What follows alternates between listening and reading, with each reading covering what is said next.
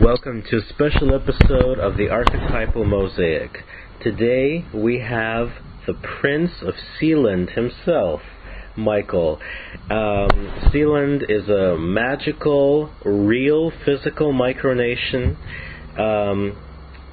set in the ocean outside of the UK, where I am actually a real count.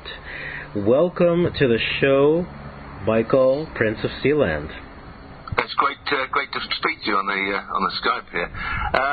The weather right now here is not very good. I mean, I understand it's very warm over there where you are, but it's a bit overcast and been raining a little bit. But it's summertime, so we should get some good weather soon. We have had some nice weather. Now, tell me, are you there on Sealand now? I'm not on Sealand right now. I was on there a couple of days ago, but right now I'm back in the UK. And is there space for sleeping and resting? How long can you stay there at one point? Oh, I mean, we've had people living there for 50 years. It's just during the war there was 120 Marines there, sailors and Marines. So there's loads and loads of space. Surprisingly large amount of space. When you see a picture of it, it looks. When you get on it, it's huge. And is there a good kitchen and lots of storage for food? Yeah. We got huge storerooms where we store 6 months to a year's worth of food, and yeah, kitchens, lounges, just like you'd have in a house, but bigger. Now, your father, Roy Bates, he created the principality from a war dominion of safety. How did that come about? How did that brilliant idea come about? Well, my father was involved in a phenomenon known as pirate radio back in the 60s. Back in the early 60s, when I was a boy, there was no pop music on the radio. Here on the BBC, the only station you could get was the top 20 every week for an hour, and that was it, done. So a bunch of entrepreneurs put radio stations on ships and old-time war fortresses out in the North Sea in international waters and started broadcasting in the UK. And the kids loved it. But the government brought in legislation and managed to close down the radio stations, and they made it illegal to supply the stations with food or staff or advertising, and they strangled the lifeblood of them and put them out of business. Having done that, they then decided they had to issue licenses, British licenses for commercial radio, but they didn't involve any of the entrepreneurs that actually turned the whole thing around. They just used local businessmen. My father was thinking what to do, didn't know what to do next. His station got closed down, and he looked for a better jurisdiction, and he ended up on this particular fortress, which was originally known as Ruff's Towers, further out in the north. Before he could put the station back on the air, he had the bizarre idea of declaring independence, and 50 years later, here we are. It's wonderful. Now, there's a lot of micronations in the world. Is Sealand still considered a micronation, and is it the only real physical living being one? It is indeed, really. I mean, I get to various events around the world I get invited to, and I meet lots of these guys with these different micronations. I think the word was just about what it was, invented around Sealand. We're always held as the epitome of a micronation. But, the micronations, they're like weekend warriors. They do it from their living room or their bedroom, or they claim borders between borders, and Sealand's an actual living entity and requires a lot of hard work, finance, fuel, wages, infrastructure, boats, helicopters. It's a proper thing. It's not just someone's dream. I used to be a little bit have an odd opinion of the other people, the other micronations, but having met quite a few of them, they're mainly artistic types, and I have good fun when I'm with them, but I don't see them on the same level because they haven't met the same challenges that we have. I believe you've read my book, and if you have, you will see the challenges we went through over the years. I mean, absolutely unbelievable. I mean, I don't think everybody else would have done it. That's right. The book is called Holding the Fort by Mikhail of Sealand, and you can get it on the official Sealand website. There's also a signed version available, which comes with an official stamp of Sealand, and I will have a copy of of my signed book, or just the page that's signed as part of the promotions for the show, so for those who want to see it. And I see that there's, are they limited to 500 copies? Well, we sold the 500, and we've had another 4,000 made, and we're hacking our way through them. The book's gone down really well. It's got very good reviews on Amazon and Kindle and everything, so I'm very pleased. It's a good yarn. I mean, it was an interesting story. I didn't have to make anything up. That's the funny thing about it. It's a fantastic book. It's beautifully bound. I'm glad that you have another 4,000, because I was a little worried after I saw 500. I was reaching the 500 mark with mine. So this is great. So yes, audience, check out the book, definitely. And not only can you get the book, but you can also support the Principality by simply becoming a lady, a lord, a baron, or a baroness. Tell me, a lot of people wish to have a title. You provide these titles. A lot of people argue, do these titles have validity? Well, they have validity on Sealand, right? Of course they have validity on Sealand, and I mean, we market them to support Sealand. It's what pays for everything these days. I mean, years ago we did it. We had to find the money ourselves for everything, but these days it's almost self-financing, and it pays for all the infrastructure and the wind generators and things that are needed. But of course they're valid, and they're valid. Sealand recognise them all around the world. I mean, you might have a title in a UK title or a French Count or Comte title, and it's only, you could possibly say it's only recognised in France, but of course it's recognised, yeah. And tell me, for example, I remember from a young age, the Count title was available at one point, then it was not available for a long time, and then it became available again just several years ago. Why was it missing for several years is the first question. Another question is, can you call me officially by my name? I'd love to hear it from the Prince. Well, you ask about the titles that came and went. I don't know. I mean, originally when we got involved, we had another company that helped us market the stuff, but it wasn't good for us, and they were a little bit, shall we say, unscrupulous, and so things got changed around, and we took control of everything. Over the years, we've had, it's been 50 years now, and we've dealt with some good people, and we've dealt with some bad people by accident, and it's very difficult when you're sitting out in the middle of the North Sea in a very small family, and you're trying to organise what's going on, and we've been, shall we say, had over by a few people over the years. So these days, anything that we market, apart from the book, which is on Amazon as well, any other products that we do, they go directly from ourselves. We don't deal through anybody else ever again. Mm-hmm. And please call me by my title. Lord Mikhail Tank. It's Count, actually. Count. Oh, you're a count. I'm sorry. Yes. I lost that in the making somewhere. Yes. You look like a count as well. With that hair and that. I can see you in a French outfit. Okay, Count Mikhail. Thank you very much for your support. It's very much appreciated. Oh, my pleasure. Is it called Haven Co? Is that the correct way of saying it? Haven Co, yeah.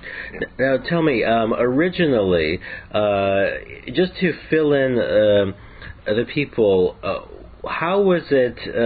How did that come up? And was it a safe haven of sorts? Is it still present? And how can people use it? Haven Co was the product of the imagination of some American people, Sean Hastings, Abby Friedman, Ryan Lackey, and when they came to me with their idea, I thought a server was someone that bought you a drink in a restaurant. But now I'm a little bit better educated on the subject and understand about what we did. But it's all a new thing to me. It's very exciting, very interesting times. Unfortunately, the company was fired up when the internet bubble burst near enough, and when the Soviet Union broke down, and I think it very quickly destroyed their business plan. But it was very interesting. There was a slight presence Haven Co has at the moment, but pretty much no, and so the service is not. We're not marketing right now, but we're always thinking about how to do it. We consult now and again with and have meetings now and again with Avi Friedman, who's a big name in the internet business, and you never know, one day soon he might just pop out the woodwork, again. Do you guys have a theater on Sealand, a small movie theater, and what are some of the favorite movies you like to watch on Sealand, maybe as a family beforehand? We don't have a theatre, but we have a big screen TV here. Favourite movies? I don't know. I mean, personally, I like action movies like Bond films and Lethal Weapon and Taken and things like that. I'm not a very artistic kind of chap. Although now and again when I'm on these artistic dues abroad in Brazil and places, they give me a badge that I pin on my chest that says art. I'm a bit of a Philistine, really. Tell me, in regards to filming, has anybody wanted to film on Sealand, part of a film, and is there going to be a film about Sealand? There is going to be a Hollywood film about Sealand, and I was in LA, I think in March time, and contracts have been signed, and it's very, very interesting, and the people involved are very interesting people, and I'm not allowed to say who they are, but if I did, you would know who I was talking about. So, yeah, it's really looking great, really looking good for a film.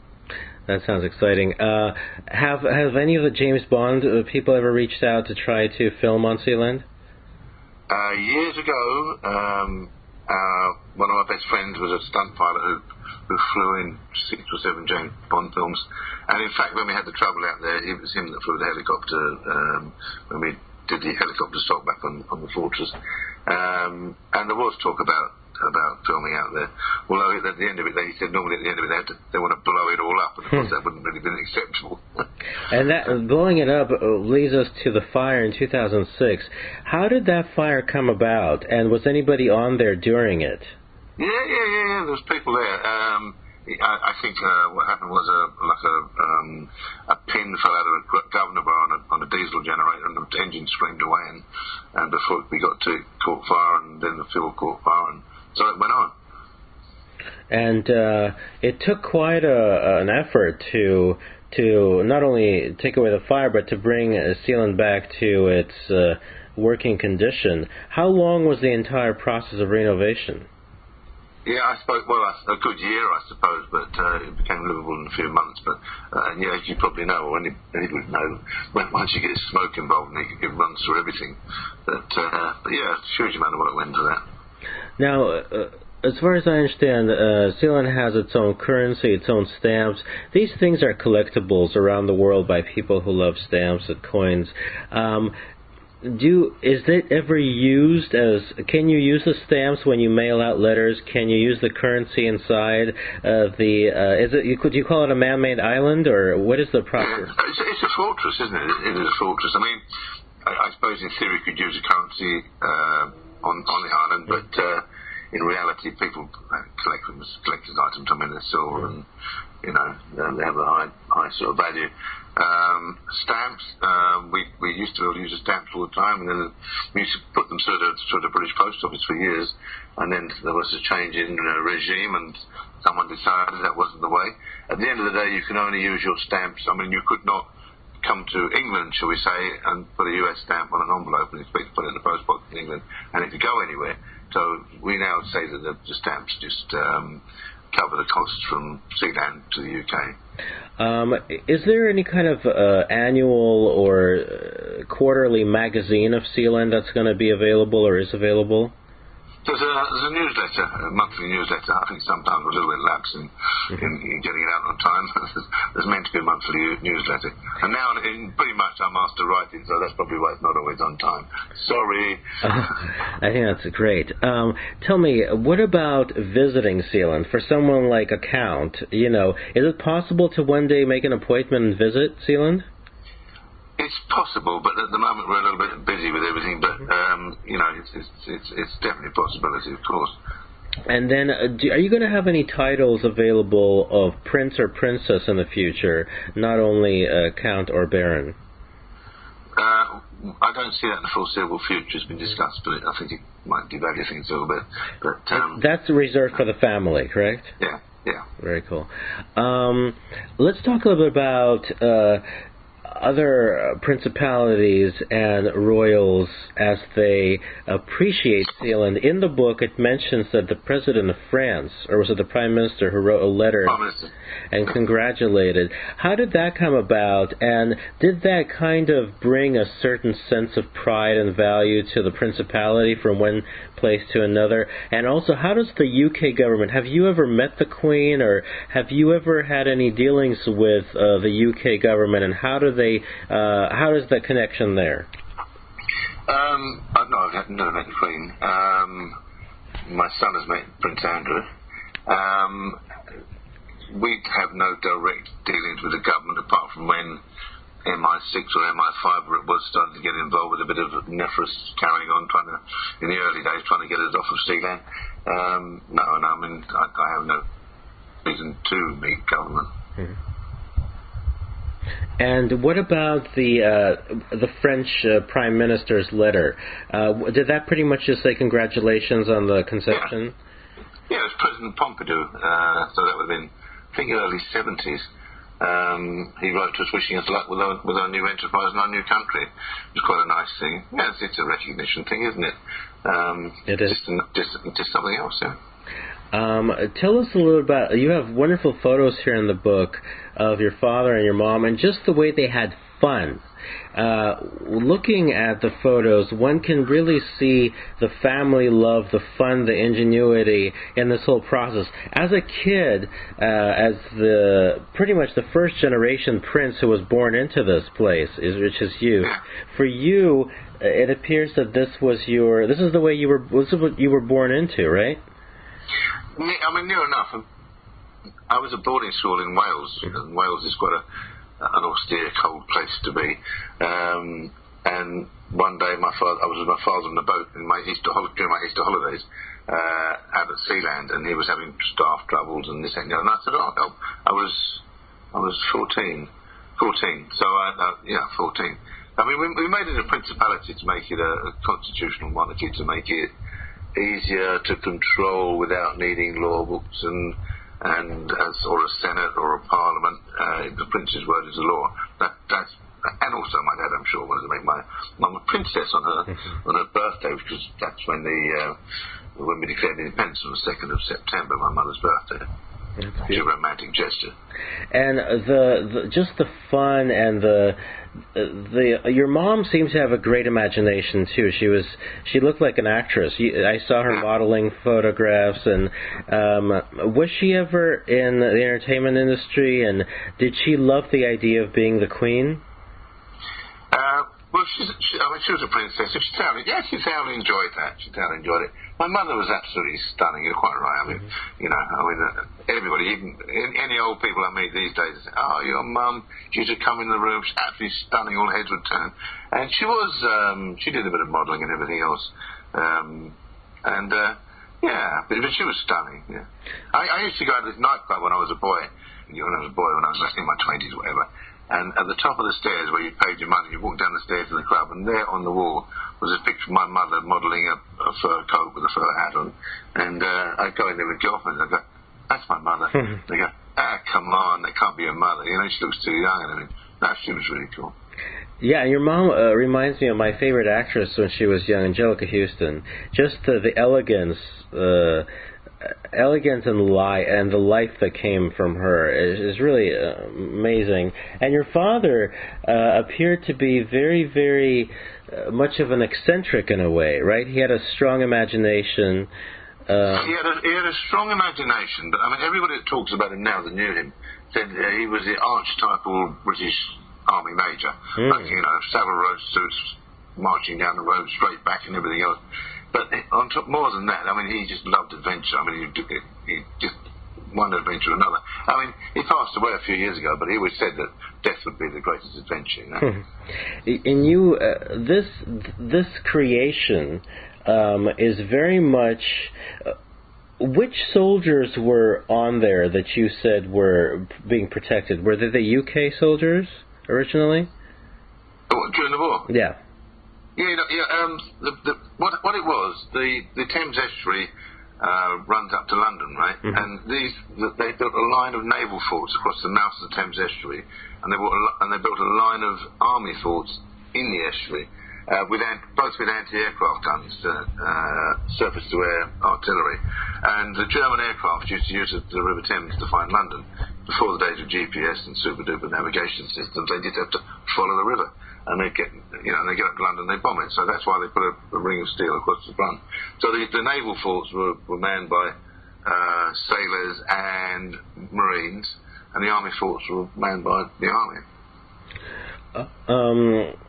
120. Now, did they all sleep? Where are those sleeping quarters? Those huge legs. What would you call those things? The tunnels or towers? The towers. Inside the towers, is there space for sleep?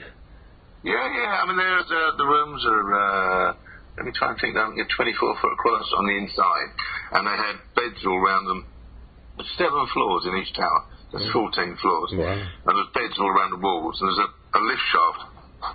Not down the middle, but down one side, and the lift shaft went down to the magazine at the bottom where the ammunition was kept, and the magazine was below sea level. So the idea was, if there was a fire or they got hit and there was a fire, during action, they could open the seacocks and flood the magazine, stop it exploding. So there was rooms. The rooms had beds all around the edges, but there were bunks, like 2 layers, and then they had hooks in the middle to the sides for hammocks and everything else, so they had plenty of space. Was there any space inside of the bottom of the towers for any submarines or any boats to enter? No. It's totally sealed. It's perfectly dry down the bottom. To this day, it's like dusty, it's really dry. Now, when you travel to Sealand, you said you live in the UK, so do you go from the edge of by the ocean, and then you just take a helicopter or a boat, or what are your options? And how far is the route for you? Well, I spent a lot of time in Leigh-on-Sea in Essex, which is fair way away, but it's quite a long trip. So when we go by boat, we normally we have a rigid inflatable, a rib, which was originally built for the Special Boat Service, which is like the marine version of the SAS, which you've heard of. And this thing, it's got a thing on it. It's made for dropping out of helicopters, It's about 22, 23 foot long, and it's got 235 horsepower, and it flies. And we keep it up in a marina, up the coast near Sealand, and we drive up there, get on this thing and fly out there. So we use helicopters sometimes, but they're very, very expensive. So a little bit out of our budget, they can soon chew up loads of money with helicopters. And tell me, is it your humility your tremendous humility, why you chose to call yourself in the book Michael of Sealand instead of Prince Michael? Why do you admit the incredible honor you have? I think maybe it is humility. Maybe that's right. Yeah. I'm proud of the title and everything else, but I mean, my friends that I've been around in the UK. I mean, I'm also involved in the fishing industry. Have been for years. Friends who have known me for years and drink with me, in bars and things like that. When they've read my book, they've gone, "Well, I know you've had an interesting life, but we didn't realise quite how interesting." They never really talk about it. Your life seems to have been and still is in the middle of imagination and reality. I guess the entire world, if you look back, countries, everything was built partially by imagination. And some things are appreciated by the masses, some things are appreciated by certain groups of people, but what you've created is really unlike anything else there is in the whole world. It's a truly unique property. Do your children have the same kind of ignited love for this? Are they going to continue this incredible situation? Yeah, my children have a great passion for it, and I have 2 grandchildren now, James and Freddie and Harry. So hopefully they'll carry on with it. But my sons James and them, and my daughter Charlotte have a great passion for it, and very supportive and very much involved. I mean, I let them take over all the stuff now. And your daughter, I think, resembles your mom, right? Yeah, my daughter's beautiful. Yeah. About food, is there any special? Is there a fish and chip special on Sealand? Any kind of either drink or food or snack that's known to be a Sealand specialty? Well, we were asked years ago what the national dish was, and I always say spaghetti because my family always liked spaghetti. And we went to an artistic event in Helsinki to do with micronations, and they actually. Everybody got spaghetti, like there's hundreds of people and they had these huge great Parmesan cheeses and everything else, they put stuff in it. It was amazing. But yeah, afraid it's just spaghetti, so and Italian, so to speak. What kind of spaghetti? What's on it? Neapolitan tomato spaghetti, yeah. Was this your mom's recipe or? I suppose so. Well, it actually comes back from my dad because when I was a boy, in England now, it's traditional. If people go out to the pub at night time and they have a few drinks to get a bit pissed up, they all go for a kebab or a curry, right? But when I was a boy, you couldn't get a curry. We'd have to go to London to a restaurant called Veer Swami's, which I'm pleased to say is still there. But I haven't been there since I was a boy. But I walked past it the other day, and there's two Sikh guys standing outside and all the beautiful garb and everything else. So the world's changed. But the spaghetti thing comes from my father, because he spent a lot of time in Italy during the war. And I guess spaghetti was pretty handy. It sure is. It's easy to make. Let me ask you, in terms of beer, drinks, iced tea, wine, is there a specialty on Sealand in the cases there, or one that you guys are possibly thinking of creating yourselves? No, we thought about setting up our own brewery. Years ago when I was there, I used to make my own beer, like hundreds of gallons of it, And I used to brew it down let it ferment down in the generator room, which was, because it was hot down there, and every now and then you bang, pop, and the bottles exploded.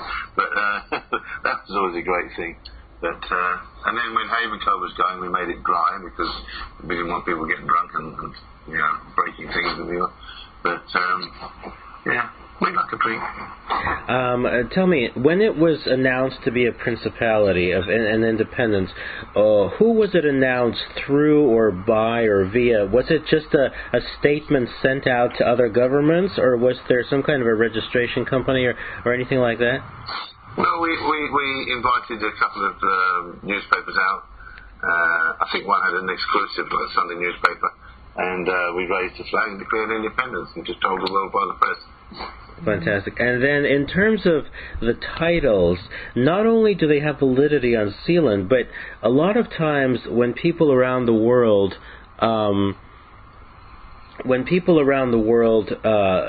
wish to have a title, instead of getting a made-up title, here they're very much real for Sealand, and it's a fun and beautiful thing to have.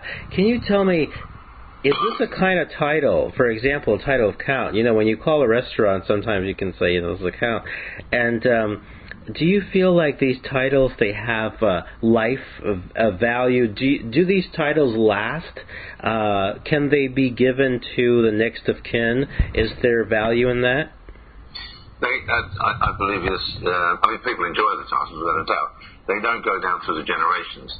But the other thing I was going to say to you, 13th century French kings sold titles of nobility to help finance their wars. The Comte, this one, the Comte, that's the French counts, and there's quite a few of them, because they used to finance their wars and pay for their mercenaries and then pay for the this and the other with letters, and they would issue a letter of nobility to these guys, and they became a count. So it's all done along the same sort of lines as that. But yeah, people love the titles. It takes you, It's a very quirky, different thing, isn't it? It's wonderful, but you can't pass it down, though, huh? No. Okay. You have to get another one. Hey, come on, we have to buy more food and diesel and more stuff. And it's interesting because a lot of European governments actually. I know that when I went to Romania, I know that some counts there were given the titles for either saving people or putting money into things. So a lot of titles throughout history were given for supporting a elite group. So yeah, that's been around for forever. So it makes perfect sense. This is just the way to do it. You support through online. So it makes perfect sense. I mean, it sounds perfect. Now, along with the titles, you also have pieces of land. You have ID cards. And for the pieces of land, now the piece of land only lasts for about 15 years, the parcel, is that correct? To be honest, I can't tell you the answer to that question. I'll have to ask my son. And I thought they lasted longer than that. The parcel of land, and please check the website for the correct year, audience, that I bought a piece a long time ago, I just don't recall myself. When you get a parcel of land, is it just of significant, let's say, ceremonial value, or does it have any kind of like stock value? No, it doesn't have any stock value, but it's a support thing really to keep us going, you know. And it's cheap as well. It has no stock value. And then it has T-shirts, and you also have a team that plays which sport? Well, we have quite a few sports, but we have a football team. We have a charity one that plays at Craven Cottage now and again, which is a Fulham playing, football ground, which is quite a big deal. And we play the Fulham All-Stars. And our charity team is made up of famous English actors and comedians and some Olympians. We also have another football team that's a bit more of a football team that plays football and wins. And we've played in the Channel Islands, we've played in the Isle of Man, we've played in France and Italy and Finland and, quite a few places. Well, I think we're waiting to go to the Caribbean next year, but yeah, it's fun. I mean, I normally go along and support them.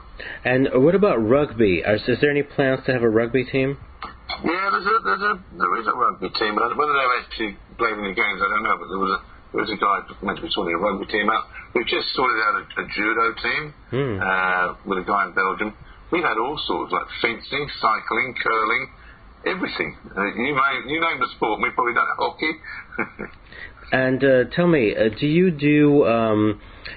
do press for the book and for Sealand? Do you do lots of interviews on British TV? Yeah, do lots of interviews. I mean, to be honest, we very often don't bother. It can be inconvenient, but yeah, I mean, I'd like to promote. We need to promote the book and one thing or the other. I'm doing a book signing in London in a couple of months' time. We do stuff from all around the world. I mean, I think we had Japanese television out recently, out Sealand, and German television. But there's always something. I mean, in 1 week, about a month ago, in 1 week, we were on Newsnight on the BBC and a program, Drone Britain or something, where they took a drone out. Now, there's a funny old thing. Those drones are quite intrusive, you know. You're sitting out in Sealand having a cup of tea, and all of a sudden a drone appears from underneath. Whoa. You know? It feels like a spy is watching, right? It is, yeah. I mean, it's a different world, because years ago, if they wanted to film from there, then a helicopter would be really expensive. But now this drone appears, you know. Do you have a law against drones now? We don't, but we've been talking about it. I think for the minute we're just shooting down. We're not happy with them, but other than that, yeah. And tell me, you have a really cool photo here about that's how you climb a rope ladder. Is this rope ladder, is this the one that goes from where to where exactly? That picture of me climbing a rope ladder years ago, that went from the top of Sealand just down to the sea, so you climb down it and jump on a boat. I see. Altogether, is there anything else you'd like to say about your book? I'm really glad that you did publish this book, because, you know, I remember reading about and being really interested in Sealand as I was a teenager, and I couldn't really get too much backstory and history about it. This book is very well written. It's very clear. It has a lot of details, great photos. Again, as I said, it's beautifully bound. It's a hardcover book. You can get it on the official website at sealandgov.org, along with a signed version by Prince Michael, who is second generation. What would you like to tell the audience about your new book? Well, the book took me 13 years to write, and the reason it took me 13 years to write it, and the reason I actually started writing it was because years ago we sold the film rights to Warner Brothers, and a friend of mine, a very good friend of mine now, wrote a film script, and I didn't like the film script, and he said, Sealand was a love story, and I said, no, it's not a love story, it's more of a bang, crash, wallop, lethal weapon, Mel Gibson type film. No, man, it's a love story. I said, it's not a love story. It's been a real adventurous, roller coaster run. And I said to him, if you think that a love story will sell the film better than the other story, then you do the film and I'll do the book, warts and all. So I sat down and started writing, and then I stopped for a year, and then did a bit more, and it went up and down and backwards and forwards. But it took me forever, and then all of a sudden I thought, I've got to get this out. And I'm really pleased I got it done because of my grandchildren would see it and be able to read about their grandparents and everything, and their great-grandparents. And it's a good yarn. It was a huge adventure. I don't want to go through those early days all over again, but I would if I had to. You have a great attitude, a really fun attitude about this, and the book is really well done, as I mentioned. Is there going to be a paperback or a Kindle edition as well, or is it going to be just a hardcover? It's out on Kindle now. You can get it on Kindle. Okay. I don't know whether there'll be a paperback edition, but certainly it's on Kindle. You can get it on Amazon, and you can get it on our website. Oh, you have it as Kindle on your website, because in the U.S. I think it's only available as a hardback. I haven't seen it as a Kindle in the U.S., but it's good to know that it's available. Yeah. Now, any last things that we'd like to discuss before we complete the interview? Again, you have a wonderful kind of fun aura about you. You live in a multi-dimensional world in the UK, and also in this real micronation, which is probably the king of all micronations, right? Yeah, right. And also some amazing things have come on over the years. I mean, a couple of months ago, I was invited last year to a wedding in Mexico, right? Mm-hmm. And I've never heard of this guy. And this bloke wrote to me and he said, my boss is getting married in, I think it was March. He said he would love you to come to his wedding. And he said, we are in La Paz, Mexico. So I wrote, I don't normally see the mails, but I normally answer them, like someone answers them. But I see where it is, and I look it up, and it's on the Sea of Cortez. Now, in my bucket list is to go and see the whales on the Sea of Cortez. So I write back to the guy, and I said, funny enough, I was thinking of going in February to the Sea of Cortez and seeing the whales. So this guy writes back to me, he says, if you and your partner will come to my boss's wedding, he says he will pay all your expenses out, all your expenses back, all your hotels, everything, and he will give you 5 days whale watching, paid for. So I didn't have a girlfriend at the time, so I went with my daughter. We had an absolutely fantastic trip, and we did the whale watching. And the last day, I mean, the wedding was amazing, I've got to say. Jean-Michel Cousteau was there. Jacques Cousteau's son, who was older than me. I mean, he's 70-something, but he and I signed the register, and it was absolutely amazing. I mean, but we got picked up into that airport and driven into the mountains across the desert by an Israeli security guy who said, I don't think an American would have done what you're doing here because, it's the Badlands, And but it was really amazing, and the wedding was great, and the reception was absolutely unbelievable. I mean, they flew in an orchestra from Mexico City, That's it's 2.5 hours away. And the bands and food and the whole thing was absolutely amazing. And then they drove us back to Cabo, and we had 5 days whale watching. And the day before, almost last day, the phone rings and this guy says, I don't even remember. He said I was at Diego's wedding. He said, and I'm the veterinarian at the Dolphinarium. He said, and if you and your daughter would like to come, we'll give you a free viewing, a personal viewing. So the Dolphinarium was shut, and my daughter went in the water with the dolphins, and the whole thing right the way through, and was amazing. And I think I spent about $10 on a taxi when I was in La Paz. I mean, it was unbelievable how well they looked after me. All that stuff about poor Mexicans, Don't you believe it? And you know, that's the beautiful thing about life, is to be able to travel, to be able to create, to be able to live a life that's filled with fantasy and reality. And you do all of those things. And soon a Hollywood film will be on its way. Now a book is available. I mean, this is a quality of life. And I commend you, you know, for taking on your father's and your mother's concept, and to respectfully, in a perfect way in our day and age, making it a great, humble, and creative experience. So I think you've done really, really well.